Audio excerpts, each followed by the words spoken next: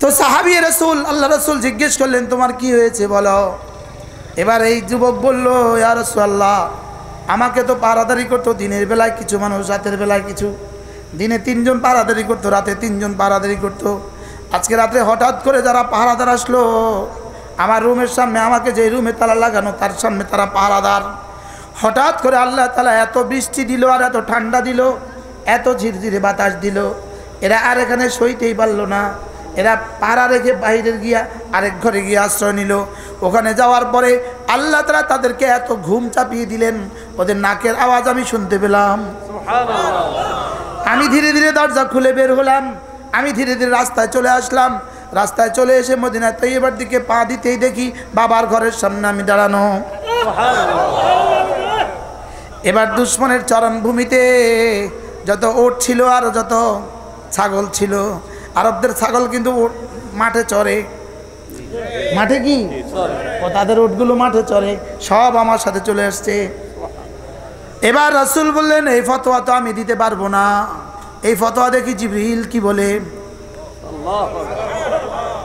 কি এটা দেখি জিবরিল রব্বে কারীমের পক্ষ থেকে কি বলে, অপেক্ষা করো, এগুলো আমাদের জন্য জায়েজ কিনা অপেক্ষা করো।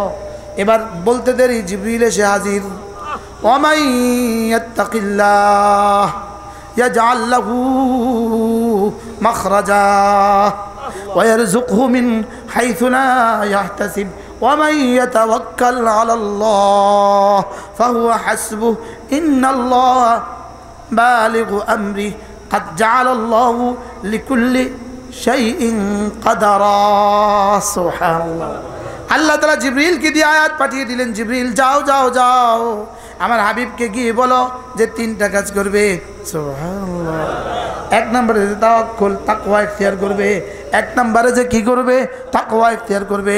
আল্লাহ তাআলা জেলখানা থেকে তাকে এভাবে বের করে দিবে।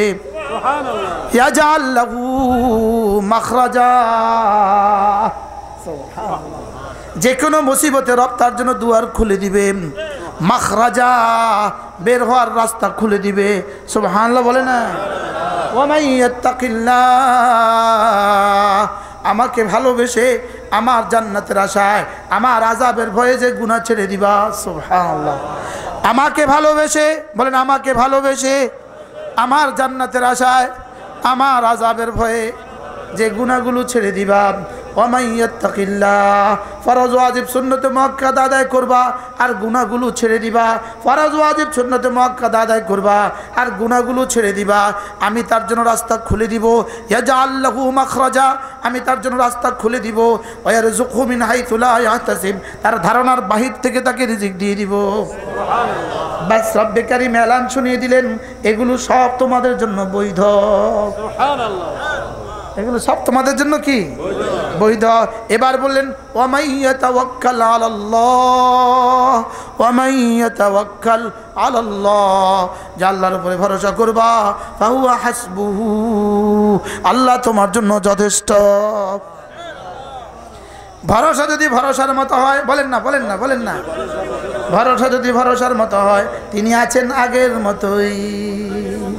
লা ইলাহা ইল্লাল্লাহ লা ইলাহা ইল্লাল্লাহ লা ইলাহা ইল্লাল্লাহ লা ইলাহা ইল্লাল্লাহ লা ইলাহা ইল্লাল্লাহ।